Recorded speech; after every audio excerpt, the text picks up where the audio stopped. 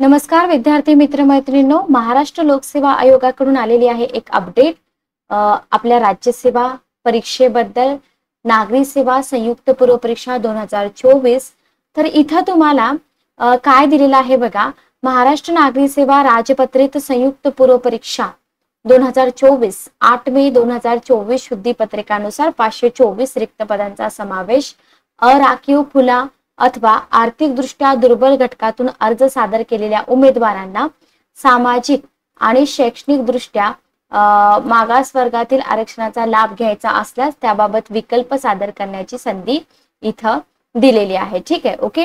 आणि काय सांगितलंय, त्या दरम्यान उमेदवारांनी त्यांच्याकडील कुणबी नोंदीच्या आधारे इतर मागास वर्गाचे जात प्रमाणपत्र मिळाल्याचे नमूद करून महाराष्ट्र राजपत्रित नागरी सेवा पूर्व परीक्षा 2024 करता इतर मागास वर्गाचा विकल्प सादर करण्याची विनंती केली होती. ठीक आहे, ओके.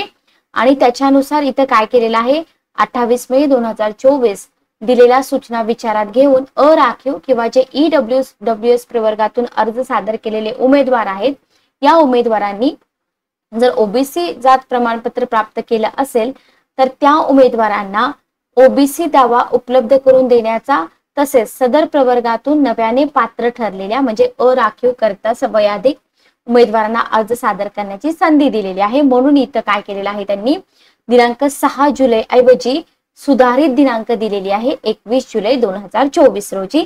म्हणजे इथं आपल्याला अजून थोडेसे दिवस एक्झाम साठी मिळत आहेत. तर जास्त काही मोठी अपडेट नाहीये, लक्षात घ्या. पुन्हा तुम्हाला इथं अर्ज सादर करण्याचा दिनांक 7 जून 2024, ऑनलाईन पद्धतीनं शुल्क भरण्याची दिनांक पण 7 जूनच आहे. चलनाद्वारे भरण्याची दिनांक आहे 10 जून. ठीक आहे.